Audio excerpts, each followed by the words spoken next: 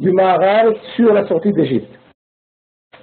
Et avant qu'on étudie le sujet en lui-même, ce que j'invite les participants à cette soirée, c'est d'essayer de réfléchir, si c'est possible même de marquer sur un petit papier, de savoir sur quoi on va mettre l'accent le soir du Seder de Pessah. L'essentiel de la fête de Pessah, comme nous le savons, c'est le fameux soir du Seder. Et si nos sages ont employé le mot de Seder, Seder c'est pas un rite, Seder c'est un ordre. C'est ordonner les choses. Ça veut dire que, de façon très simple, si ce soir-là on nous invite, on nous ordonne à ranger les choses, c'est que jusqu'à qu'on les range, a priori ces choses elles sont désordonnées. Il y a un balagan. Et on a invité le soir du Seder de quoi faire, de ranger les Seder, ces choses en question. Et comment on va ranger les choses? En mettant un accent sur certaines choses par rapport à d'autres. Alors ce que j'aimerais, si c'est possible, que chacun essaye de réfléchir sur quoi il va mettre l'accent ce soir-là. Qu'est-ce que d'après lui, sur quoi va se reposer l'essentiel du message de Pessah? Si c'est bien, si ce n'est que aussi bien pour lui que si c'est quelqu'un qui a des enfants, qu'est-ce qu'il va essayer ce soir-là à enseigner à ses enfants en question? Parce qu'on va essayer de réfléchir pendant 15 secondes, pas plus, puisque nous sommes en direct, et essayer encore sur quoi je dois mettre l'accent ce soir-là. Quelle est la nouveauté de Pessah? Prenez 15 secondes, essayez de réfléchir, et après nous allons étudier le Maharal, et si ce que le Maharal va nous enseigner correspond à ce que vous avez écrit, c'est que nous sommes dans la bonne voie. Si le Maharal nous enseigne quelque chose de différent, alors on doit faire deux démarches.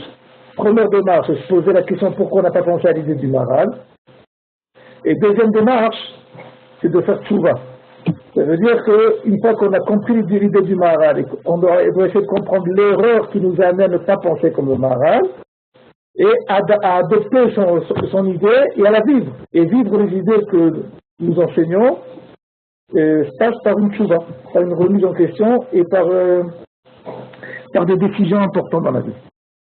Donc je propose que s'il y a des gens qui veulent peut-être, je ne sais pas exactement comment ça marche, mais s'il y a des gens qui veulent peut-être dire sur quoi ils vont mettre l'accent le soir de Pessah, je suis prêt à écouter.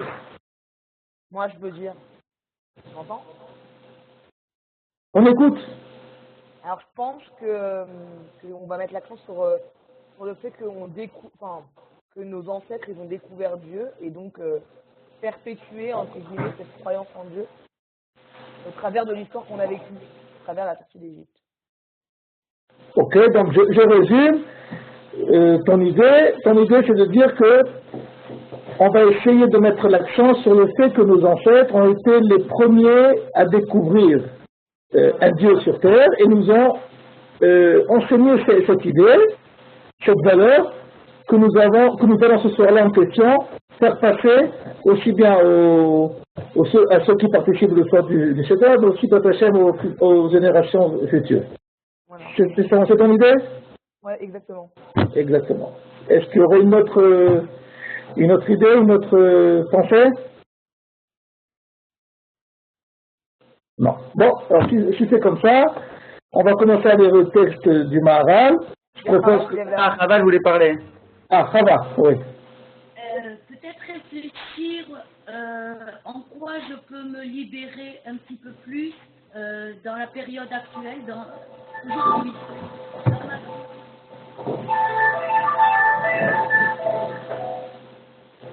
Si c'est possible de répéter parce que je n'ai pas très bien entendu. J'ai juste entendu le début de réfléchir sur quoi je peux me libérer. Voilà. Sur quoi on peut se libérer dans notre vie actuelle, aujourd'hui, au moment du soir du Seder. Ok. Profiter des énergies qui sont disponibles et à l'œuvre, ces énergies de libération, pour pouvoir sortir d'une condition dans laquelle je pourrais être esclave dans ma vie. ça va selon le principe qui dit Chayav Adam Yorot et Atzmo, Kiiru Yotab Atzmo Mitzrayim. Que le soir du Seder, on est invité à se considérer, à se voir, comme si nous-mêmes nous sortons d'Égypte. Donc il faut actualiser la sortie d'Égypte et donc voir en quoi la sortie d'Égypte, elle est encore actuelle, elle est encore une sortie d'Égypte à notre époque. Ok. Et à notre avis,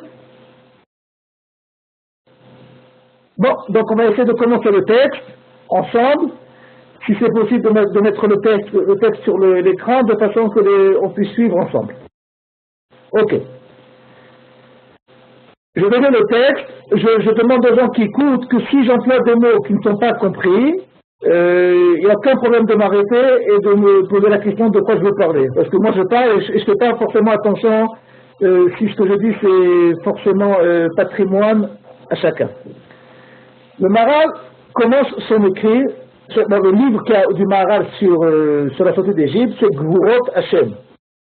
Dans son troisième pérec, au début du troisième pérec, le Maharal de Prague va nous définir de façon claire et précise qu'est-ce qu'est la sortie d'Égypte. Qu'est-ce que nous fêtons ce soir-là de la sortie d'Égypte. Le Maharal dit la chose suivante. Bachar ou Hitbarach, Bemel Pesach, Leodia Ma'asav Lebae Olam, Leakir et Shmo Be'olamo, Be'otir et Amo Mitzrayim. Le Maharal n'est pas un poète.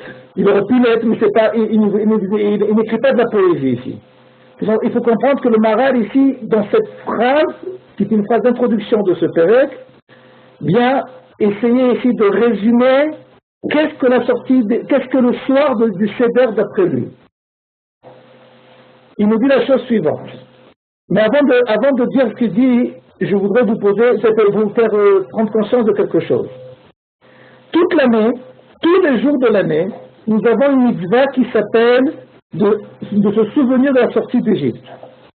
Nous accomplissons cette mitzvah tout simplement quand nous lisons le Kriyat Shema. La troisième partie du Kriyat Shema, qu'on appelle Parashat Tzitzit, on dit Ani Hashem Elokechem Asher Hoteti Etrem Eretz Mitzrayim, etc.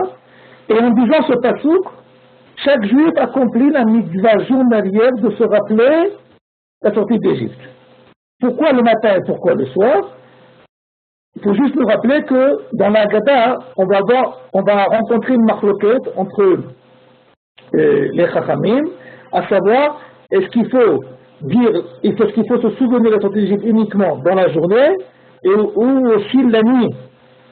Et on connaît le fameux passage de Amar Rabbi Elazar ben Azaria, qu'il n'avait que 18 ans, mais il avait l'apparence de 70 ans, et que toute sa vie, il a essayé de trouver un appui dans les psukim pour savoir d'où on apprenait qu'on doit se souvenir de la sortie d'Égypte le soir, Darsha ben Zoma, qu'il arrive ben Zoma, et qui nous apprend d'une dracha d'un pasuk, Kol Yemei Chayecha, du mot Kol, on apprend aussi que quoi qu'on doit se rappeler de la sortie d'Égypte, non seulement en journée, dans les heures de la journée, mais aussi la nuit. Donc de là, nous apprenons que chaque juif, comme il a l'amida de Metetfilim tous les jours, comme il a l'amida de Kirat Shema tous les jours, comme il a l'amida de Limot Torah tous les jours, il y a aussi une mitzvah qui s'appelle Yetziat Mitzrayim, Zecher Yetziat Mitzrayim. Alors s'il en est ainsi, en quoi le soir de Pessah est particulier? Parce que le soir de Pessah, qu'est-ce qu'on va faire? Le soir de Pessah, on se rappelle de façon plus longue peut-être, la sortie d'Égypte. Mais non de courte. A priori, c'est le même phénomène. Qu'on parle de quoi? Qu'on se souvient de quoi? De la sortie d'Égypte.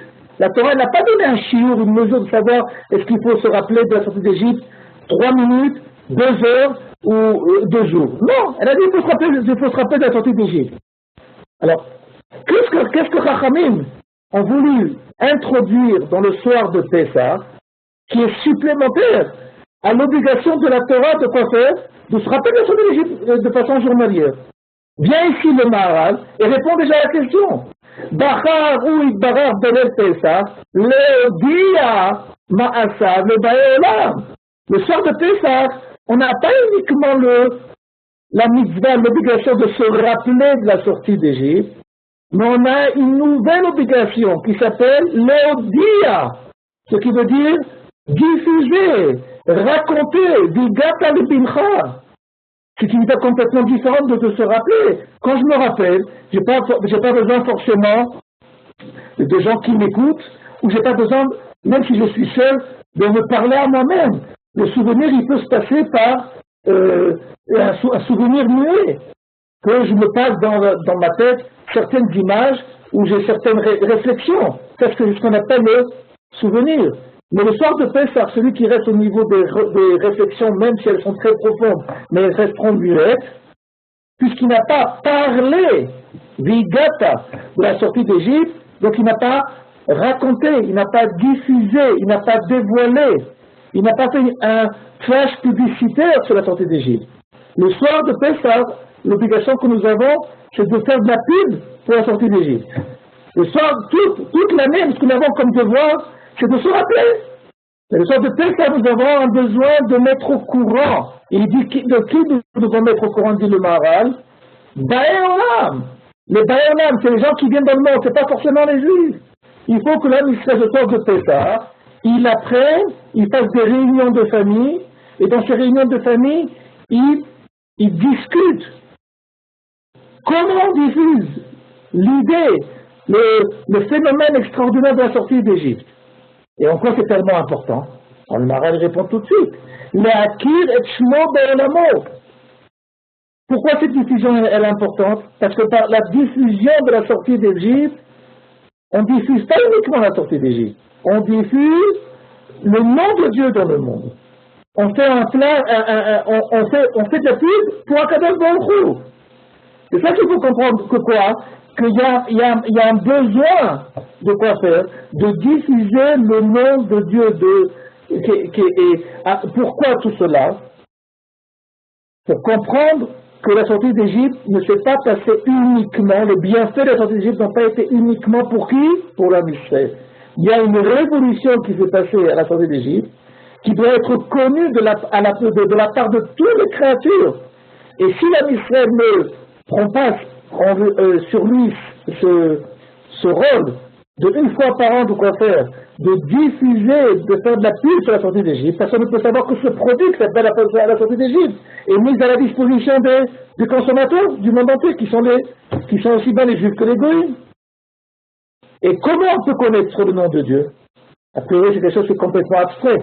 Imaginez-vous un Chinois qui vient nous voir, et il nous dit, j'ai entendu que vous avez un Dieu spécial qui vous a fait sortir d'Égypte, est-ce que je peux le rencontrer?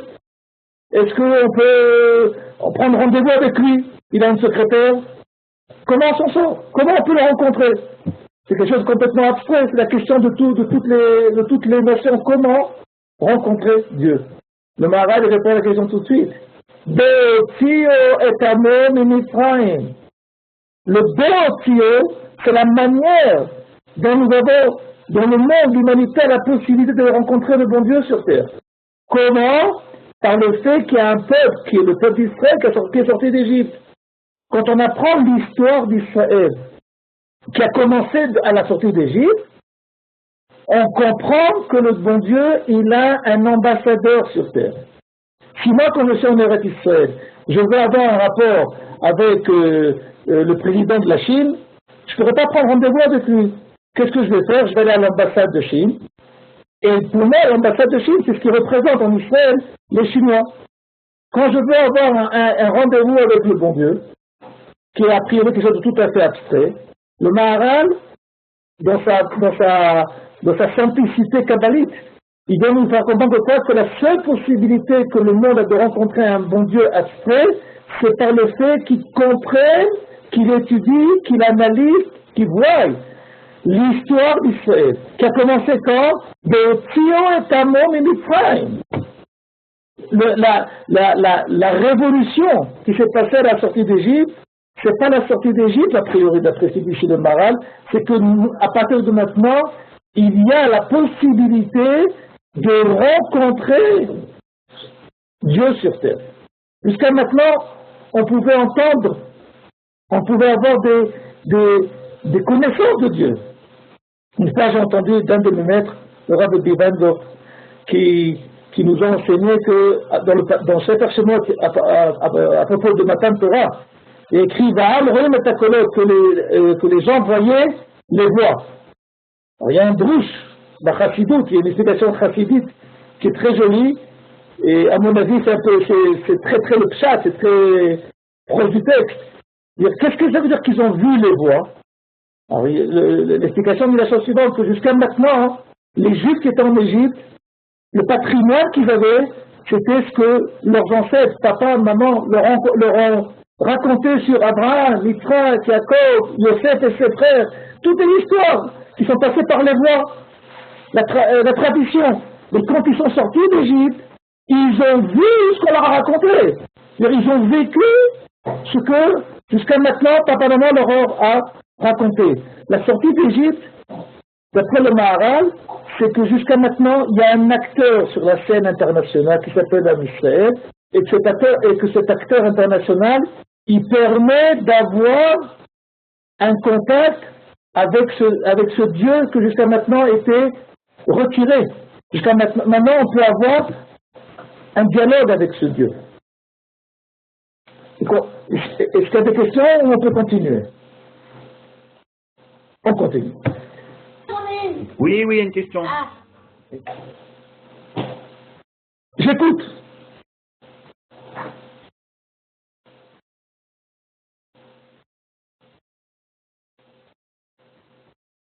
Vous m'entendez? Non. Maman, j'entends, oui. Ah, ouais. Comment ça se fait qu'il faut qu'on passe qu'il faut annoncer au monde que Akadosh Baruch Hu, donc il existe et qu'il a fait tous ces nissim et beniflaot au Am Israël.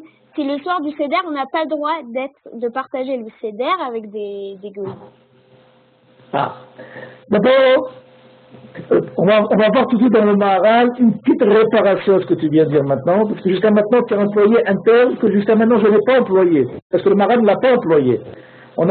Tu as parlé de nissim, de miracle. Jusqu'à maintenant, j'espère que tu as fait attention de voir ce terme.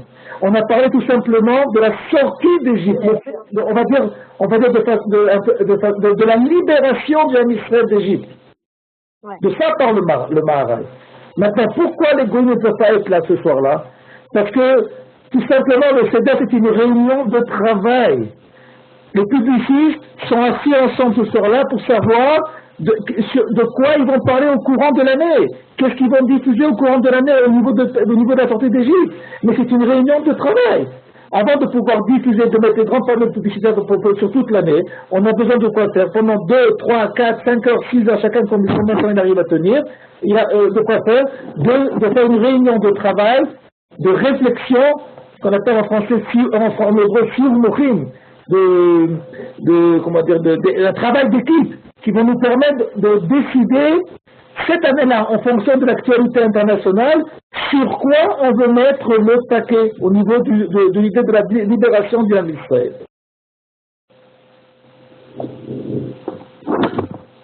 Est-ce qu'on peut continuer? Allô? Ouais, allez. Ouais. Donc en gros, en fait, c'est toute l'année, sauf le soir du Le soir du Seder, c'est une réunion de travail. Ok. Mais réellement, est-ce que c'est un issour ou pas? Parce que je sais que... Le soir de Seder, puisque le Korban Pessah ne pouvait pas être consommé à ce qui est défini selon la halakha comme harel, c'est des gens qui sont incirconcis, ok, donc les goyim, puisqu'ils ont une définition par leur nature même de harel, n'ont pas le droit de participer au Seder de Pessah. Et s'il y a des Seder communautaires?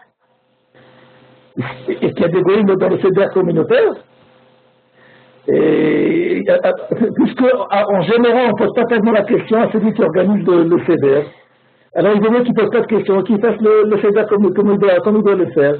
Et c'est tout ce qu'il y a à faire.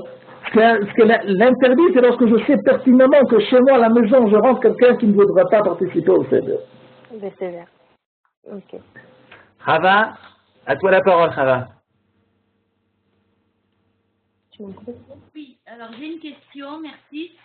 Rav, tout à l'heure vous avez évoqué le fait que à partir de la sortie d'Égypte, le Ham Israël peut désormais dialoguer avec Dieu. Mais il me semble qu'on voit Abraham dialoguer avec Dieu avant. Qu'Abraham a dialogué avec Dieu avant. Par exemple, quand il négocie un petit peu avec lui, quand il doit détruire Sodome et Gomorrhe. Mahon. Mais il faut comprendre c'est que la révolution de la sortie d'Égypte, comme nous dit le Maharal, remarquez bien ce qu'il dit le Maharal, Beotzio et Amo Mitzrayim. La révolution de la sortie d'Égypte, c'est que nous n'avons plus affaire à un individu aussi géant qui peut l'être comme Abraham Avinu, comme Yitzhak, comme Yaakov, comme Yosef. On a affaire maintenant à une multinationale qui s'appelle Israël et qui a une possibilité, c'est une puissance dans le programme central de son existence, le Dia Ma'asav Lebae Olam. Il y a une différence si, je vais dire ça de façon différente. Il est possible que chez des goïms, chez des nations du monde, il existe des grandes personnes, des grands penseurs, ou des gens qui ont une vie assez particulière par leur comportement. Mais la nouveauté du Ham Israël, ce n'est pas qu'au sein du Ham Israël, il y a des tzadikim. La nouveauté du Ham Israël, c'est que l'Ham Israël, dans son entité, ils sont un tzadik. Ve'amer kulam tzadikim, l'Olam yirshu haaretz. C'est la nouveauté du Ham Israël. On n'a plus affaire à des individus qui peuvent se démarquer par leur comportement et par leur élévation. On a affaire à un peuple qui a des caractéristiques nationales qui sont les caractéristiques du tzaddik.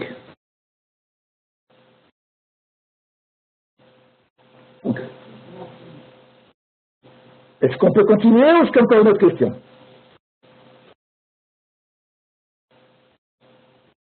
Yohan? On continue.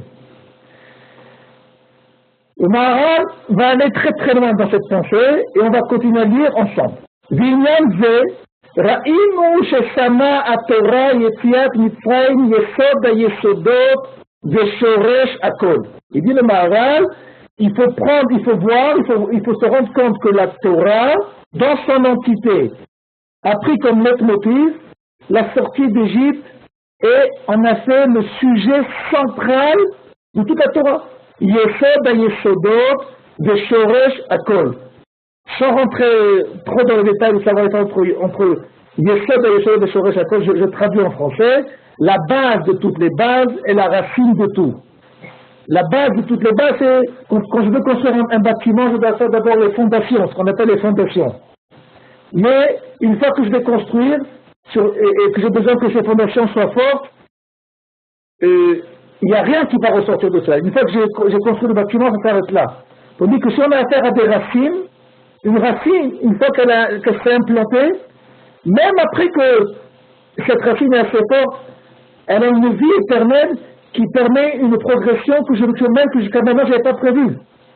Ce que dit le Maharal, c'est que la sortie d'Égypte n'est pas uniquement un fondement de la création du Ham Israël, mais c'est quelque chose qui va permettre une progression dynamique du développement de cette nation.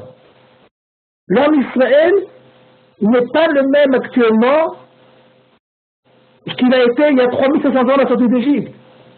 Et ce qui va être dans 3500 ans plus tard, ça sera une autre progression par rapport à ce qu'on est actuellement. Donc on a affaire à une plante avec des racines qui au fur et à mesure des saisons de l'année, et au fur et à mesure des saisons de l'histoire de l'humanité, cette plante sort de nouvelles branches, de nouvelles fleurs, de nouveaux fruits. Le Maharal continue, mitzvot arbe ba'u bishvil hayetziah. Il y a une multitude de mitzvot dans la Torah qui sont venus pour nous faire sentir, pour nous rappeler, pour nous faire approfondir le message de la libération. Shal yadal yeh leneinu yesod azeh ou me'etzlenu balimot. Pourquoi ce même message revient à différentes mitzvot de façon que la chose le sujet soit étudié de façon différente, sous des angles différents, sous des visions différentes, et quand on rabâche les choses importantes, elles ne quittent pas, elles se font chez nous. Kemo, mitzvah Souka, il dit le Maharal. Remarquez bien que la mitzvah de Souka, pourquoi elle existe? Le Ma'am Yedou de Rotechem, qui va Soukotoshav qui est béni Israël, de façon que les générations futures vont se rappeler que quoi? Vont apprendre, vont savoir que la Kadosh Baruch Hu a fait résider les béni Israël, où ça? Dans le désert. C'est pas ce que dit le Passouk. Il ne dit pas qu'on doit se rappeler que nos ancêtres ont habité dans le désert, mais qu'Akadosh Baruch Hu a donné des soukhotes au moment où nous sommes sortis d'Égypte. Encore une fois, la soukha ne vient pas nous rappeler notre stage désertique, mais notre sortie d'Égypte. La Shabbat, même le Shabbat. Dans la deuxième version de la mitzvah du Shabbat, puisque le Shabbat a été donné aussi bien dans Parashat Yitro que Parashat Va'etchanan. Parashat Va'etchanan, nous avons affaire à la fin des 40 ans du désert, donc la deuxième génération de la sortie d'Égypte. Là-bas, il est mentionné que la raison de l'existence du Shabbat, de l'ordonnance du Shabbat, Vezacharta qui est Vedaïta de Mitzrayim. On dit que Parashat Yitro, ce qui est mentionné là-bas, c'est la création du monde. C'est clair que quand on parle de Pessah et de Chag HaMatzot, c'est clair qu'on parle de Yetziat Mitzrayim. וכן כל יום טוב, כולם, אנחנו מקדשים ואומרים בקידוש, qu'est-ce qu'on dit au קידוש? זכר יציאת מצרים. נוסף על זה שאנחנו חייבים לזכור יציאת מצרים בכל יום, ולרבי אלעזר בן עזרא ביום ובלילה. Ok, c'est la question qu'on a posée au début de la discussion de ce soir, au-delà que nous avons l'obligation de quoi faire chaque jour, de se rappeler la sortie d'Égypte, et selon Rabbi Elazar le soir aussi. Alors, qu'est-ce qui se passe le soir de Pessah? C'est Kol ze moreh ki yetziat Mitzrayim be'atzmo chutz me'anisim she'asa b'yetziah, she'Hashem asa b'yetziah hu yesod she'alav nivna hakol. C'est quelque chose, je pense qu'il faut expliquer, comprendre et approfondir. D'après le Maharal de Prague, la nouveauté du soir de Pessah, ce n'est pas les nissim qui ont accompagné la sortie d'Égypte. On est très content qu'il y ait eu des nissim. Ça nous permet de meubler la soirée, ça nous permet de pouvoir raconter toutes les petites histoires à nos enfants et à nous-mêmes. Mais l'essentiel de la sortie d'Égypte, il dit le Maharal, Yetziat Mitzrayim be'atzmo, en elle-même. Qu'est-ce que ça veut dire la sortie d'Égypte be'atzmo? La libération du Ham Israël, le changement d'adresse du Ham Israël, le simple fait que l'Ham Israël retrouve ou se trouve enfin son identité par sa libération. Et pas les nissim. Les nissim, ce n'est pas l'essence de la sortie d'Égypte. Les miracles, c'est la configuration de la sortie d'Égypte. C'est le décor de la sortie d'Égypte. Mais le décor n'est pas forcément partie prenante de la sortie d'Égypte. C'est clair que les nissim en question, ils vont devoir être étudiés et compris dans leur rapport avec la sortie d'Égypte. Mais à Kadosh Baruch Hu, ce qui l'intéresse dans la sortie d'Égypte, c'est pas de montrer qu'il est le Tout-Puissant. Ce qui l'intéresse dans la sortie d'Égypte, c'est de faire sortir son peuple d'Égypte. Pourquoi? C'est ce qu'il a dit le Maharal au début de son explication. Parce que, tout simplement par l'apparition du Ham Israël, il existe maintenant, pour toute l'humanité, la possibilité de rencontrer un Dieu qui fait quelque chose pour l'humanité. Donc ça n'a aucun rapport avec les miracles. יציאת מצרים בעצמו, חוץ מהניסים שעשה ביציאה, הוא יסוד האמונה שנבנה הכל. Si on peut passer à la page suivante, ça serait bien.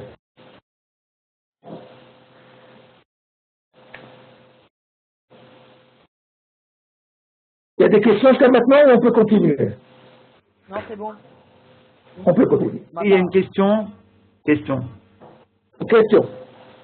Je voudrais revenir sur le fait que le Ham Israël a entendu la voix sur le mont Sinaï. Donc à partir de la sortie d'Égypte, vous avez dit on a la possibilité de dialoguer avec Dieu. Mais Exact. il me semble qu'ils n'ont pu écouter que les 2 premiers commandements. Après, ils n'ont pas supporté. Est-ce que ça veut dire que ce dialogue est maintenant interrompu? C'est la question. Est-ce qu'actuellement le dialogue est interrompu? Pourquoi ils n'ont pas, pas supporté ce dialogue? Donc, vous dites qu'à partir de maintenant, on peut dialoguer avec Dieu, mais en réalité, ils ont entendu les voix que pour 2 commandements. Je vais essayer de faire un petit réglage, qui est que être en contact avec Dieu ne passe pas uniquement par un dialogue, par la parole. Mais je peux être en contact avec quelqu'un. C'est clair que le contact optimal, c'est le contact par la parole. C'est évident. Mais parfois, il y a le contact du regard. Qu'on arrive à comprendre ce qui se passe sans parler. Quand on n'est pas obligé, Akadosh Baruch Hu n'est pas obligé de nous parler pour qu'on comprenne ce qu'il veut. Quand on voit ce que Dieu fait, quand on se rend compte de l'actualité, la question que le juge doit se poser, c'est de savoir, c'est pas uniquement quelles ont été les énigmes politiques ou historiques ou géographiques ou économiques qui nous ont amenés à une telle réalité. C'est de savoir, c'est pourquoi le bon Dieu m'a mis dans une situation pareille. Qu'est-ce qu'il veut de moi, ce bon Dieu, pour m'avoir mis dans une situation pareille. Et donc, Akadosh Baruch Hu, il nous parle par l'histoire contemporaine. Donc, même si on venait à dire, c'est un sujet qu'il faut étudier par lui-même, parce que le Maharal, il parle de ça. De savoir, est-ce qu'actuellement, il y a un contact par la parole? Et d'après le Maharal, il y a une sorte de contact par la parole. Il existe, mais c'est un sujet par lui-même. Ça n'empêche pas que le contact divin qui passe par l'actualité est clair et net selon le Maharal. On va dire on va essayer d'actualiser ce que dit le Maharal, que sur la scène internationale, on peut dire de façon historique, objective, que nous sommes, à part les Chinois, nous sommes le seul peuple antique qui est revenu sur cette terre. Il n'y a aucun peuple actuellement qui peut prétendre qu'il vit sur la terre de ses ancêtres, qui ce n'est que l'homme Israël. Cette réalité, cette actualité est une valeur divine, et est une parole divine. Même les Européens qui ont créé un autre pays qui s'appelle l'Amérique, qui est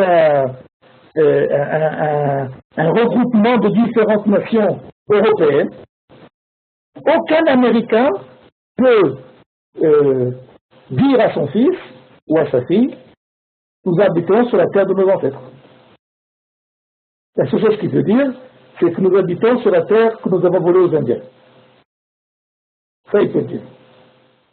Mais les seuls qui peuvent dire qu'ils marchent sur la même terre qu'Abraham Avinu a marché,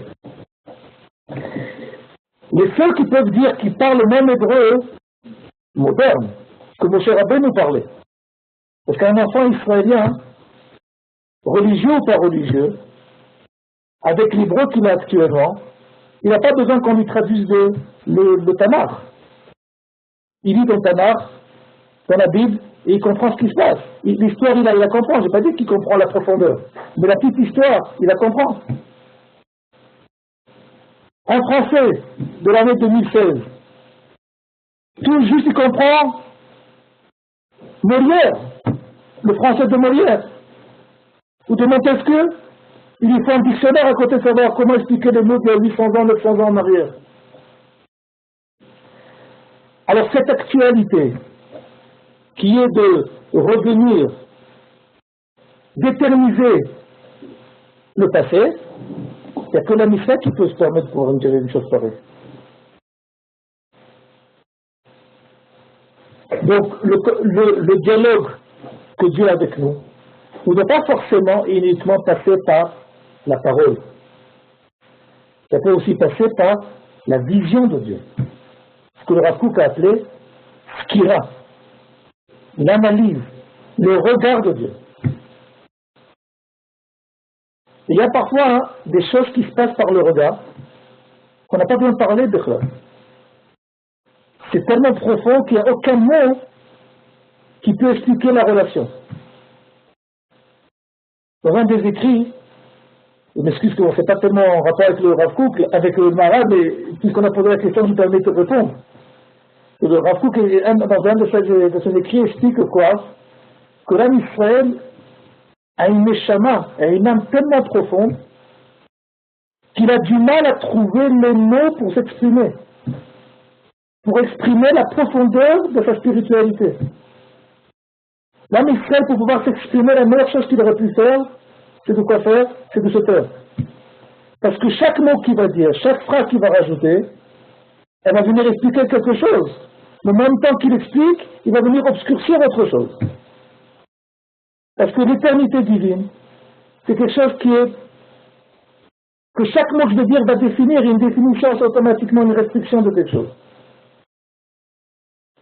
Et donc parfois, le meilleur contact qu'il peut avoir entre une maman et sa fille, un papa ou son fils, ou des parents et leurs enfants de façon, c'est tout simplement la relation du regard. La relation qu'on n'a pas besoin de parler et on s'est tous compris. Et c'est plus ou moins ce qui se passe actuellement. La Kadosh Baruch Hu n'a pas besoin de nous parler. Il nous regarde et de son toucher actuel, il nous fait progresser. Et tout ça, et nous, ce qu'on est invité à faire, c'est d'essayer de comprendre ce fameux regard divin par l'actualité. Comme je vous ai dit, on n'a pas tellement de temps de parler de ça tout ça, mais c'est un sujet extrêmement vaste. Nous sommes les seuls qui pouvons dire que nous sommes la continuité de nos pères. Au niveau géographique, au niveau historique, au niveau de la conduite, les chrétiens actuellement, il n'y en a pas un qui se conduit comme il y a les chrétiens il y a 800 ans en arrière. Ils ont tout dans des réformes. Chaque 100 ans, il y a une nouvelle réforme de la chrétienté. En Israël, il n'y a aucune réforme. En Israël, c'est un peuple qui vit l'éternité au présent. Et donc, il n'a pas besoin de faire aucune réforme. Il faut tout simplement qu'il explique dans son actualité contemporaine qu'est-ce que Dieu, comment Dieu se diffuse par lui.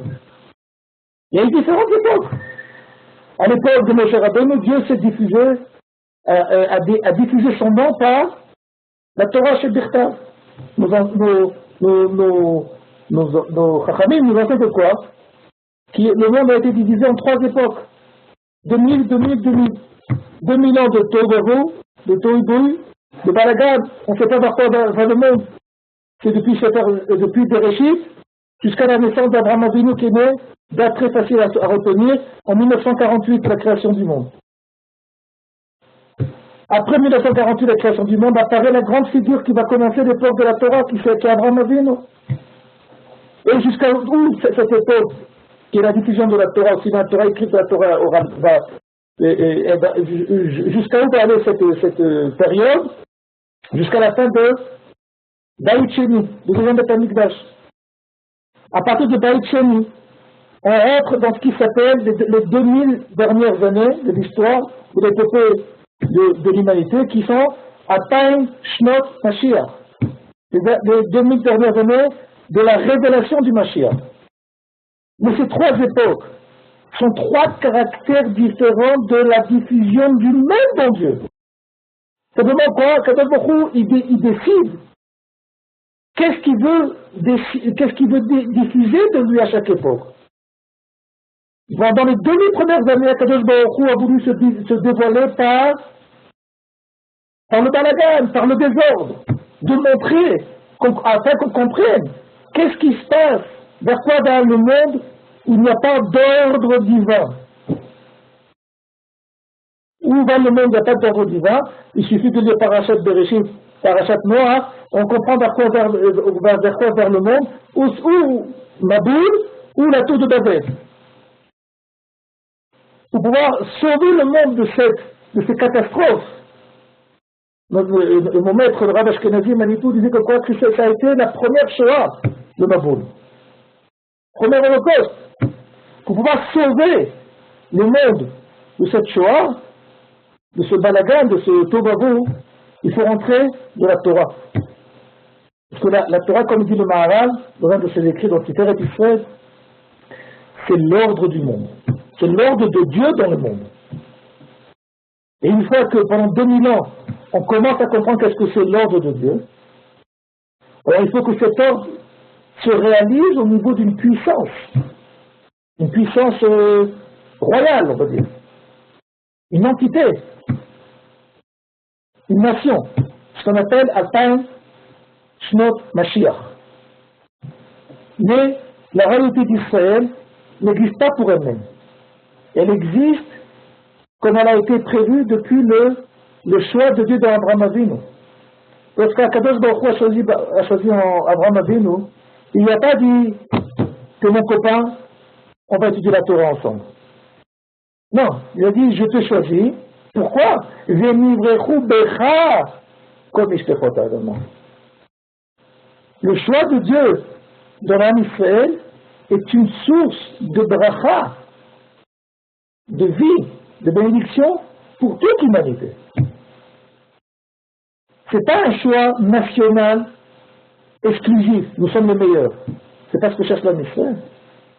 Ce qui cherche l'âme Israël, c'est de diffuser en quoi le choix que Dieu a fait dans ce peuple permet à l'humanité de progresser tous dans l'image de l'acceptation d'un Dieu unique. Bon, je pourrais m'étaler encore énormément sur ce genre de sujet, mais je propose, si vous êtes d'accord, qu'on revienne sur le Maharal de Pessah. Qu'est-ce que tu en penses, Yohan? C'est toi qui vois, il reste 8 minutes, si tu veux continuer ce sujet, moi je vais refait. Bon, moi je propose qu'on continue un petit peu, et j'ai l'impression qu'on va devoir encore approfondir ce sujet la semaine prochaine.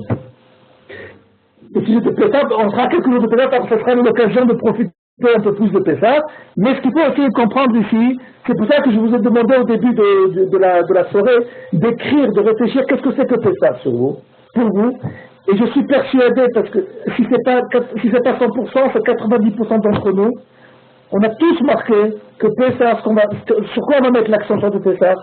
Sur le miracle de la sortie d'Égypte. Et le Maharal, il s'oppose à cela. Il n'est pas contre les miracles.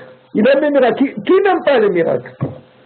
Mais au niveau éducatif, au niveau du programme publicitaire, la nouveauté du Ham Israël, c'est pas que c'est un peuple miraculeux. C'est pas sa vie miraculeuse. Parce que le problème, qu'est-ce qui se passe si j'ai pas de miracle à raconter? Il n'y a pas de nouveauté en Israël sans le miracle. La vie quotidienne du Ham Israël, la simple vie du Ham Israël, n'est pas d'une nouveauté divine. Il faut qu'il y ait un côté hollywoodien automatiquement pour que l'Am Israël soit l'Am Israël. Et la question c'est de savoir c'est pourquoi nous sommes tellement attachés au miracle. Pourquoi sans le miracle, malheureusement, on n'aurait rien à raconter à nos enfants le soir de Pessah. Et ça c'est une question de Cheshbon Nefesh. Qu'est-ce qu'on a? On va dire que c'est comme si Akadosh Baruch Hu était obligé de nous faire des miracles pour nous donner la soirée du Seder de Pessah. Je continue si c'est possible dans le texte, qui dit, il dit le Maharaj, Akinissim beniflaot,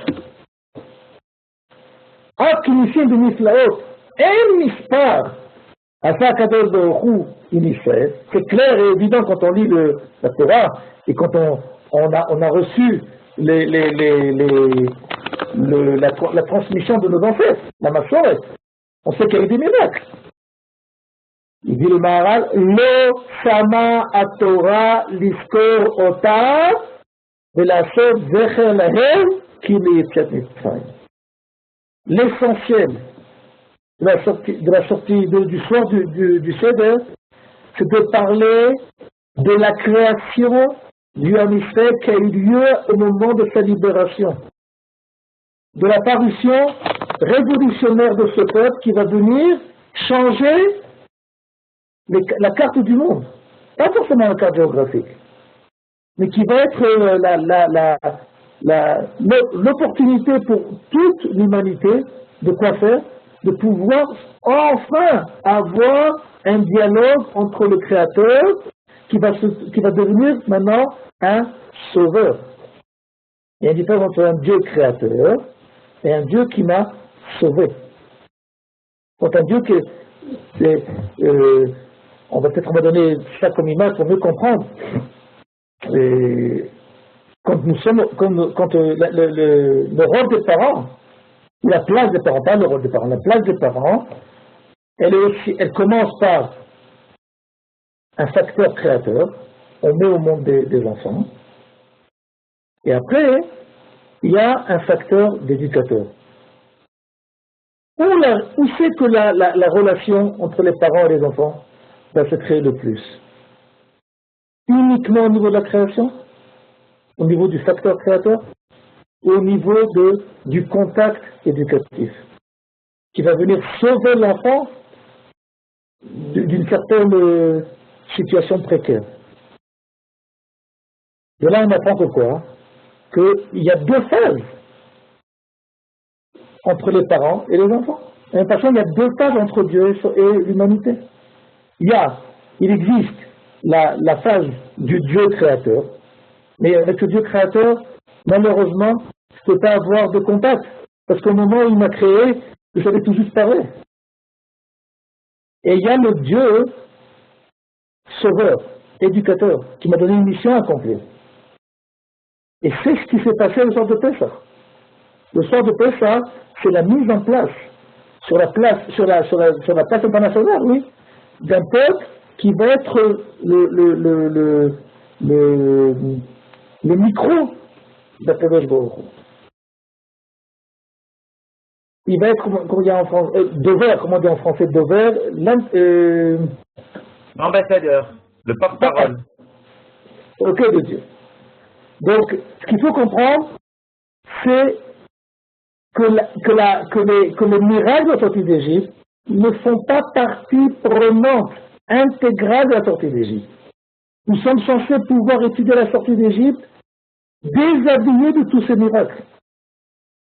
On va dire désintéressés de tous ces miracles.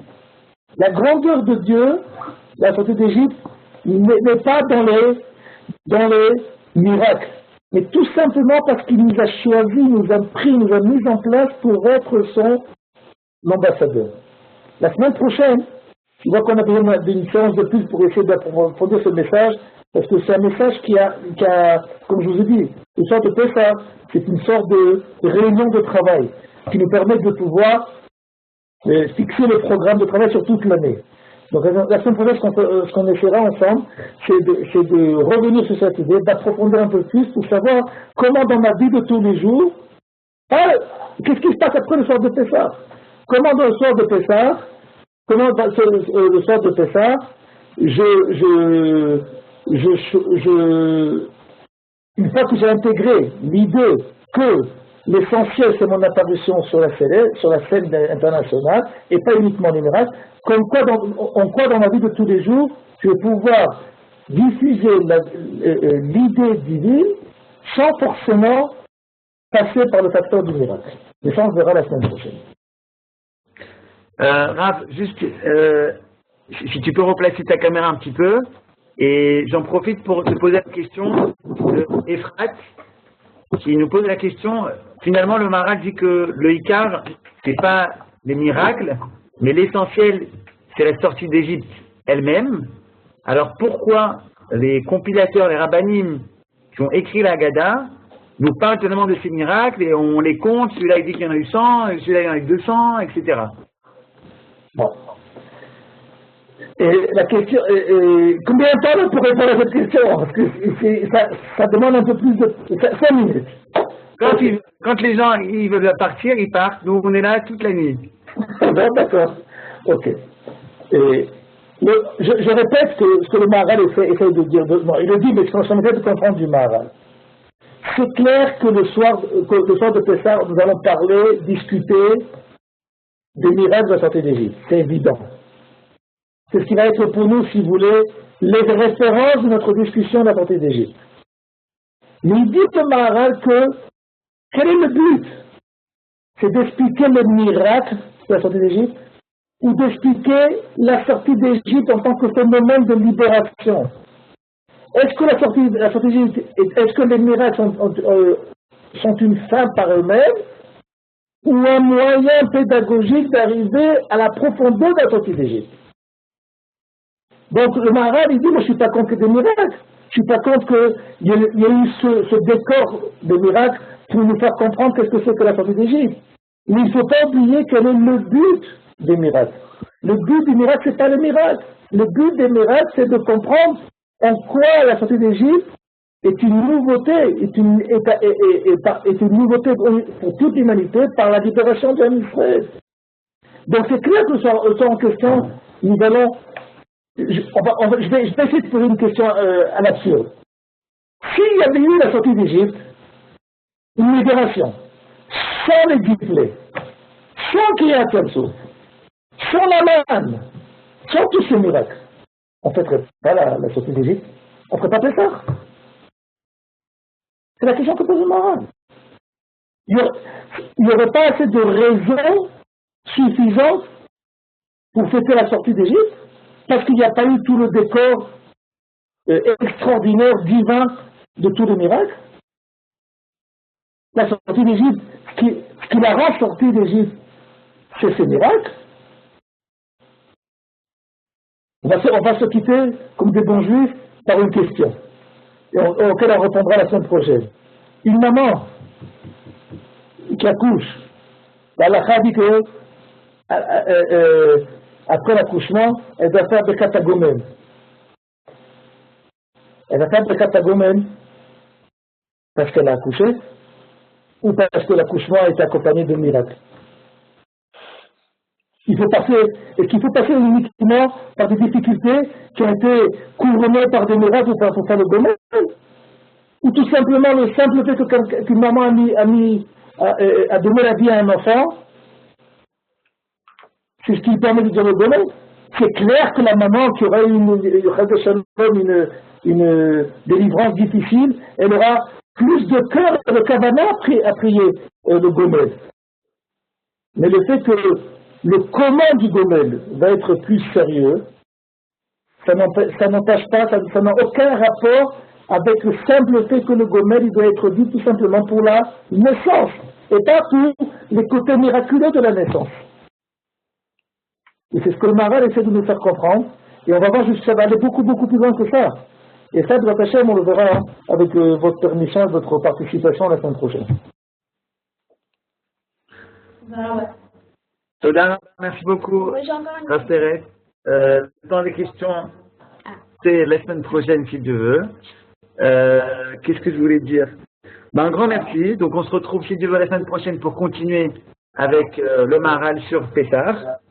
Voilà, ce soir vous avez été des 4 coins de la terre.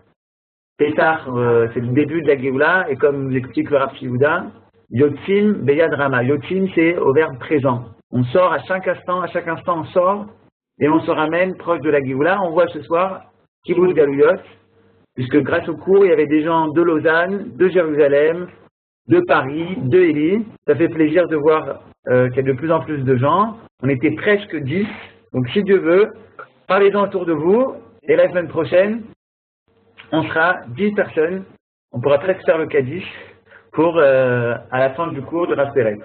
Donc rendez-vous la semaine prochaine, les cours sont enregistrés sur notre site. Vous pouvez regarder les cours précédents. Le premier cours, il était en moins bonne qualité. Là, à chaque fois, j'essaye d'améliorer la qualité du son et de l'image. Là, c'était déjà mieux. Si Dieu veut, la semaine prochaine, on aura encore moins d'écho au micro du Rav Perez. Voilà, on a également une page Facebook, Torah Mitzion. Si vous voulez, faites-nous un like. On met des petits extraits, des vidéos, des choses intéressantes qui parlent toujours de Torah et d'actualité. Voilà, merci beaucoup à vous tous. Et demain cours. Voilà, demain, on le voit ici, le cours. Demain, cours de Eli Badbol, qui parlera de la force de la parole, qui est en relation donc avec la Parashat Shavua, Tazria Metzora, la force de la parole, demain soir, 20h30, heure française. Merci à vous tous. Shalom, shalom. Salut Moria.